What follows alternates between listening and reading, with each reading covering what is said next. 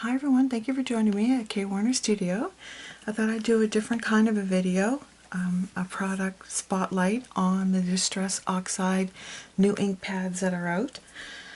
I had bought mine on a reserve and I finally received them, and I just really wanted to show you the things that I found that were much different than the other distressed ink currently on the market.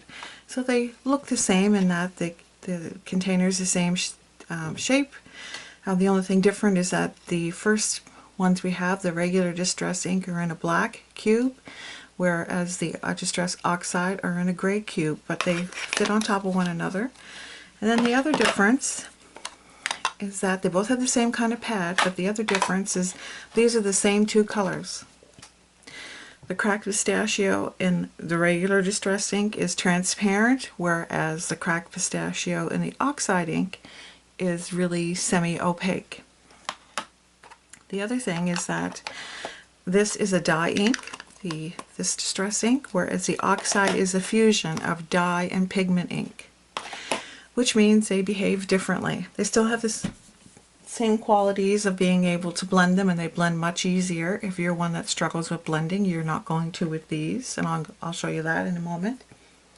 They layer, so when you dry them, they stay put and your next layer goes on top of it, which is different than the traditional distressed ink because they react all the time to water even if you dry them. That's been my experience anyway.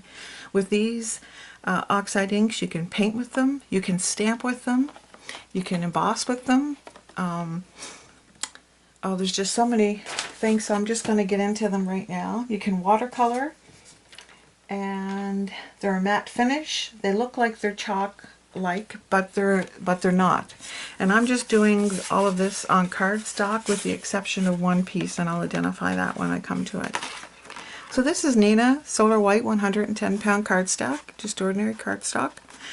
This here is, I put 3 colors down originally. I put cracked pistachio up here, broken china through the middle here, and then down here was worn lipstick.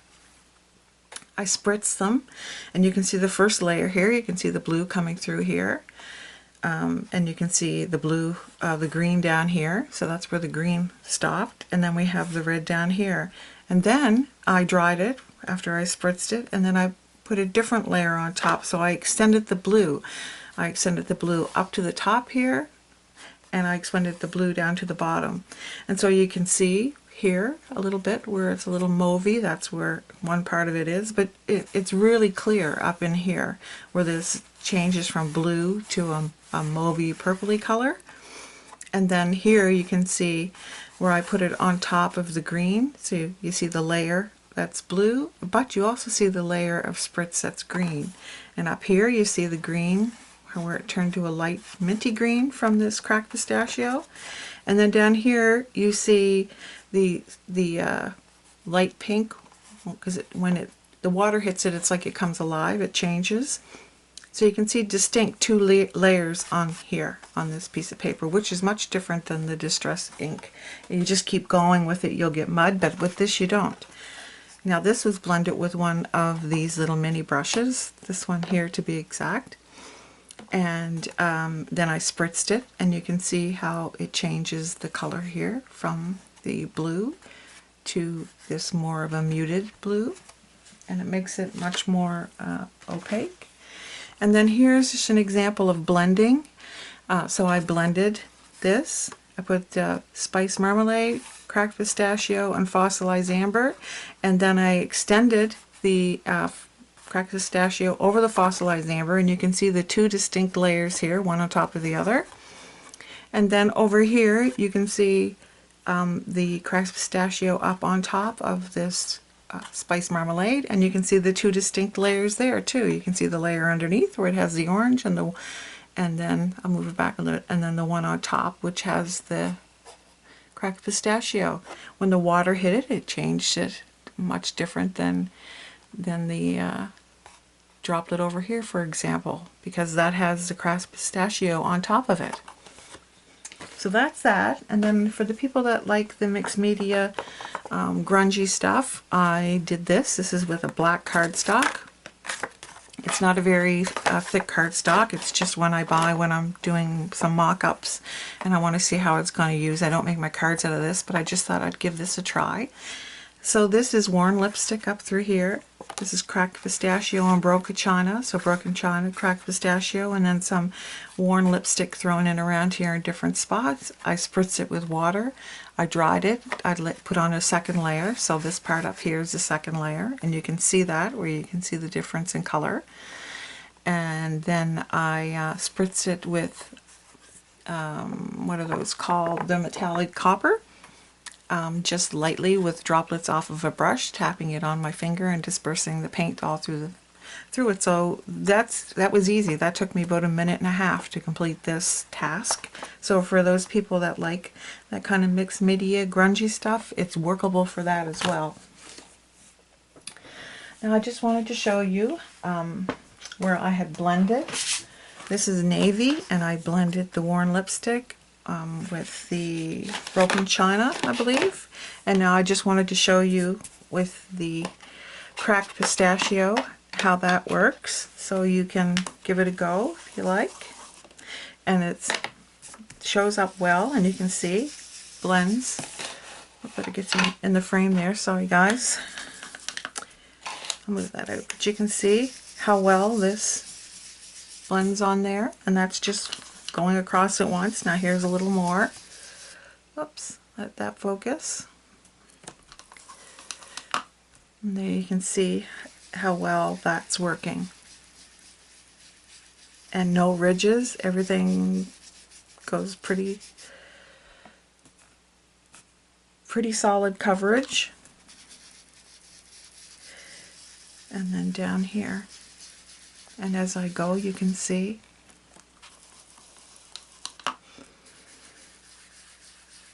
it's not that hard to blend with these. Now I just wanted to show you with the traditional how hard I have, what a time I have blending, and then with the newer stuff. So this is the Distress Oxide, and this is the regular ink. So here's the ink pad, Spice Marmalade, and I'm going to put the foam blending tool in there, give it a push. And I'm going to come off the side like they say and do it slowly and lightly. And you can see I've got a mess there. Which I did a review on the Ferrero watercolor paper, and that's the only thing I can blend on. So, I did try the Nina Solar White and didn't have much luck with it. I know other people can do it, but I don't seem to be able to get it, so I got the Ferrero, and I would suggest if you have a hard time blending it, so here are the two same colors, Spice Marmalade in the regular distressed ink and Spice Marmalade in the Oxide. You can see where one is transparent and one is semi-opaque. And I know people say that they're 100% opaque, but if you paint and you deal with opaque and transparent colors, it's not a solid opaque unless you put layer upon layer. Okay, so we'll let this camera seems to be having a hard time with the white paper. And you can see that I can blend that out without any problem whatsoever. And I just want to show you, for those people that have a hard time holding the blending brushes, I'm going to take one of these little mini blending brushes and scrape it over the top of this pad. You see how well it grabs onto these blending brushes as well.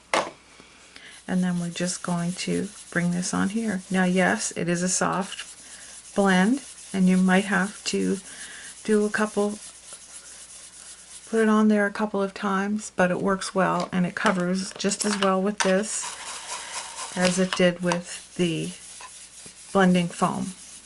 And you can hold it many different ways. You don't have to hold it on the sides. You can hold it straight up and down. But there's a good solution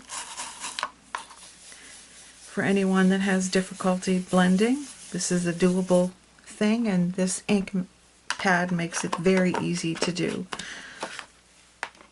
So that's that, and I just want to show you that I have this on here, and I'm going to spritz this above, and you can see how that's changing.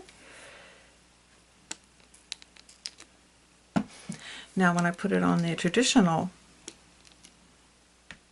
you can see it doesn't take on a whole life of its own like it does here. That's the paint changing color to more of a chalky finish, whereas this, it's just removing the ink. It's nothing alike. And finally, I wanted to show you when you stamp what it looks like. So I have this waffle flower stamp. I picked it because it's a nice big image. And let's try this worn lipstick. So here it is here. This is the worn lipstick. It's quite opaque, and you can see it on the stamp as I stamp it. And if I have forgot to remember, you can emboss with it. You can watercolor with them. You can do everything the same, except, as I said, one is more of a opaque, where the traditional distress ink is transparent. You can mix colors, you can do all the same thing. Now I'm going to move that paper over so you get to see it. You can also ink smush, and drawing between each layer. So that's the stamp. See how nicely that came out? Nothing at all like what distress ink stamps like. And that's a relatively new stamp too. So if you want to give these Oxide inks a try, I think they're a game changer in terms of what we have already available and what we can do with these. It's going to be a whole different experience, and I've only used them for a couple of hours, so I'm sure there's much more that you can do than what I've done with them. I think they're a buy, and I think they're a good thing. The refills are available. You can buy them in a bundle, or you can buy them individually. You can buy a few of them to try them out, or you can buy the whole set. You can do whatever it is you like to do, and I really feel that this can add to your stash and something that will make you grow more as an artist or paper crafter, or whatever your scope of it is. Anyway, I'll put links below. Please do not forget to enter my 1,000 subscriber giveaway. I'll also put the link below. And if you're interested in these brushes, pegstamps.com has given us a coupon code for 15% off store-wide, and you can find lots of little things there. These distress inks are there as well. And the other thing too is that I'll put that link along with the coupon code, which you have to put in before you finish your sale in order to get the 15% off. I will have that in the Show More section below on this video on YouTube. Thank you so much for joining me and taking time out of your very busy day to spend it with me. I really appreciate it, and I thank you. Bye-bye.